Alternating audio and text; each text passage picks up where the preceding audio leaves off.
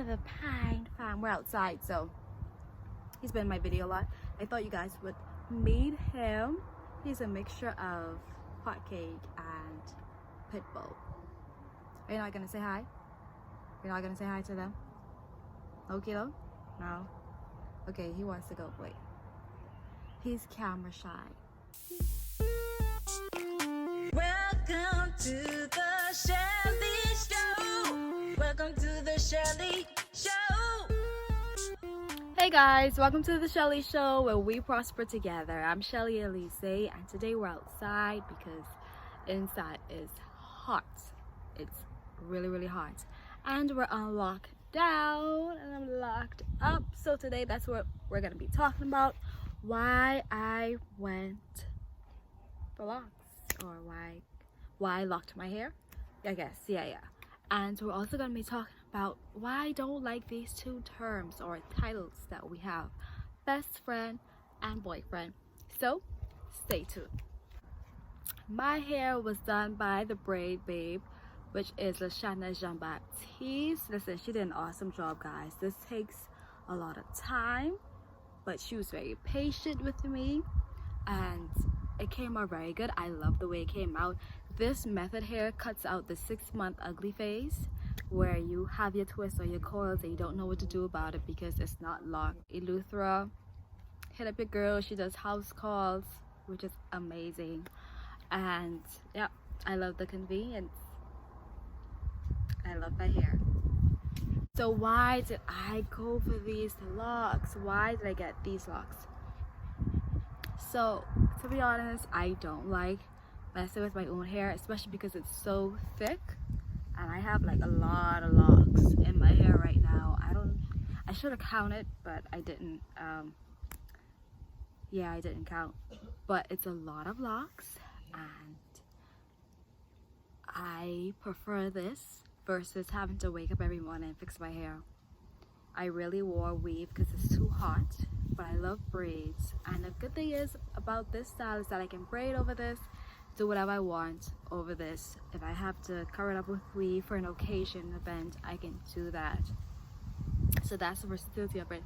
And it's so weird that I thought that I couldn't be versatile with locks, but it turns out that I can, which is why I'm so excited about it.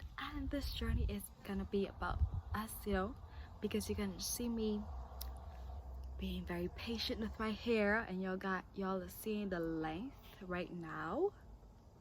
It has a good much length to it.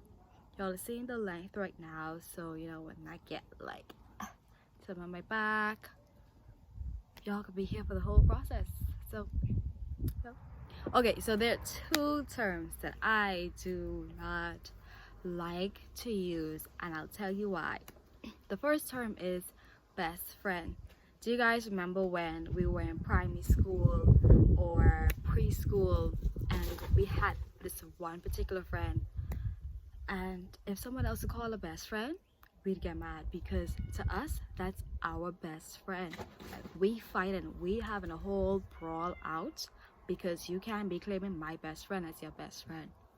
And when we look at situations with friendships these days, we're actually doing the same thing, being mad at the fact that somebody else claims your best friend as their best friend. Now here comes my problem. My problem is that what makes this friend above the others? What happens is that when we put these titles, best friends, on these people, and understand you have to evaluate your friends and know who is who and know who to allow, how close they can get with information you share with them. But entitling someone as best friend that is not your spouse or not your lifetime partner is dangerous, because when that best friend do you the worst, you will have issues trusting other people because you held them to a certain standard. You held them above everybody else basically, and we be out here looking just like those preschoolers fighting over their best friend, which is very immature. So maturity is evaluating the people around you and knowing where to place people, what to tell people, what can I go to this person for. So for instance, for me, I don't have a best friend. I have close friends. I have people that are closest to me than others. So that means if I go to one friend, if I'm mad and like something just happened, I'm totally upset, I know who to go to, because this person is gonna let me know in this situation if I'm wrong, if I'm right, and just gonna tell me how it is. But if I take that situation to a friend that's just gonna, jump up at anybody, don't need to know the backstory, need to know anything, that's not healthy for me.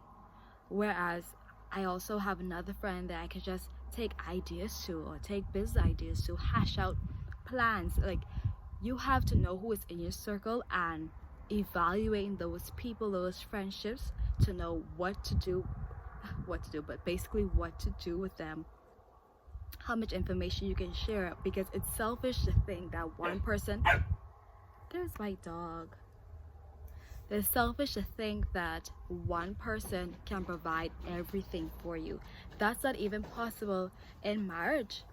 Because even in marriage, you're gonna need friends around you as a support system. And of course, you don't want people in your business even in marriage. But that's another topic for another day. I ain't married yet, but yeah, whatever.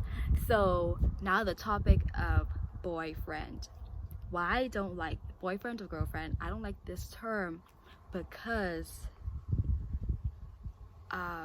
well, what actually got me thinking about this is that I watched this guy on YouTube, and he talked about how he was in a relationship with a young lady, and his pastor was like, you need to be careful what you call her, like what's the title that you give her, because most people make the mistake of calling their significant other their boyfriend or their girlfriend, and that's exactly how they're going to act.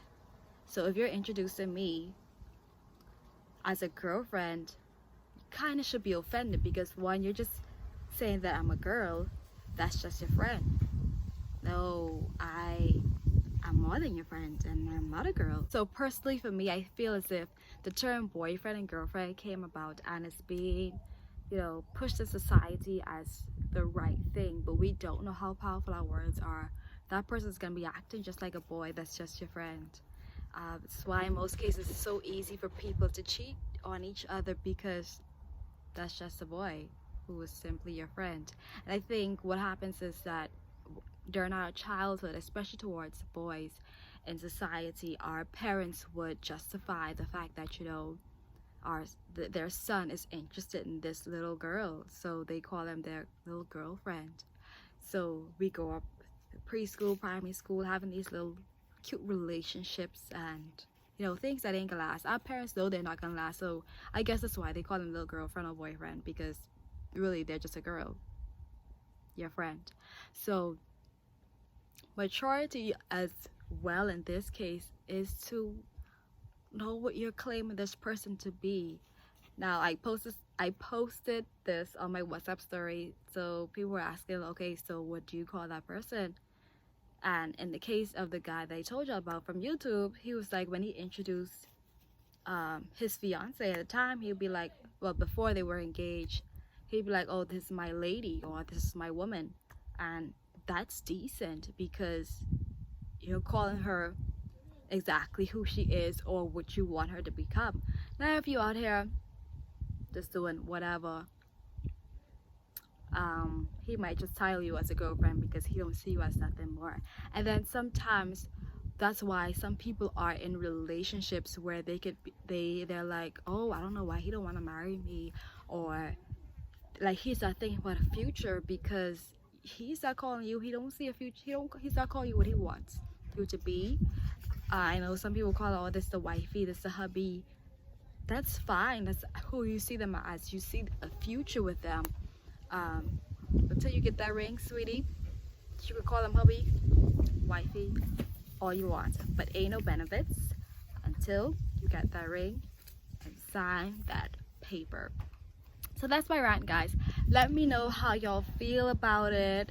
Let me know what y'all think about my hair. Y'all excited for this journey with me? I'll post some pictures so you guys can see how it looked right after I did it. And let me know what y'all think about the best friend and boyfriend title. Peace and pineapples.